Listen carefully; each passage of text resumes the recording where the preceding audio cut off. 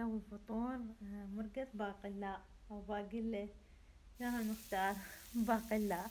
فرمت البصل، وهسه هنا اني فرمت وخليت الباقلة، وضفت ملعقة كوب من كاري، حبيت اضيف البهارات بس كاري، وراح اخليهم ينحمسون. وهنا أنا ضفت الشبنت فرمته ناعم، وراح اخليهم كلهم ينحمسون سوا.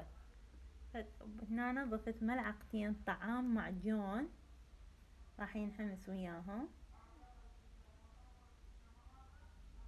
هنا فد ياخذون حمسة حتى يصير ينحمس المعجون. وهنا ضفت الماء تقريبا كوبين ونص ماي.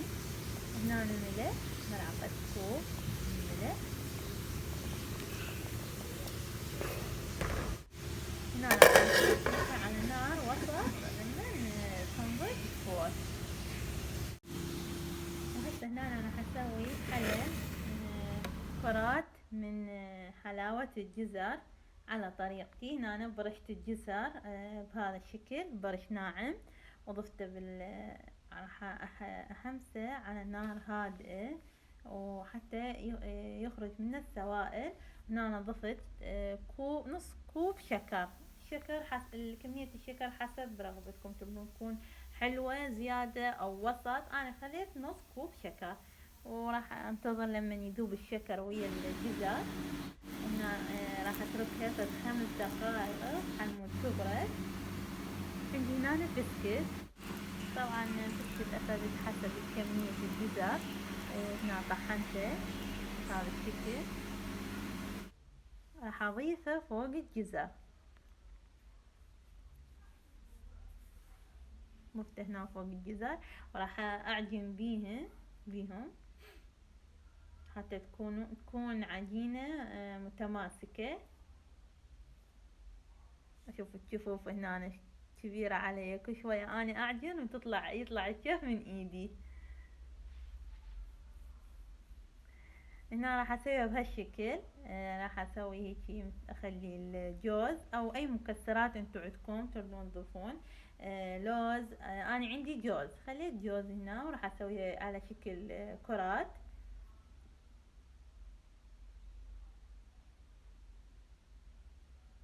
بعد شف يريد يطلع من ايدي.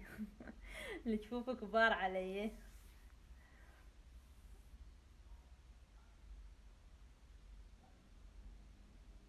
بهالشكل اسويها. احشيها بالجوز. تقدرون تحبون تحشوها اي مكسرات متوفرة عندكم، تردون ما تحشوها اي شي عادي، تسووها مثل الكرات وماكو اي اشكال. وهنا انا كملت هذا بهالشكل، خلصتهن. راح اغمرهن بالجوز الهند، مبروش جوز هند.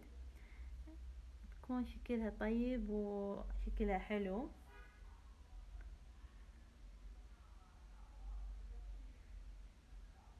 حلا بسيط وسهل. وهاي هيك نهايتها، كملتهن. راح اسويهم كلهم سوا.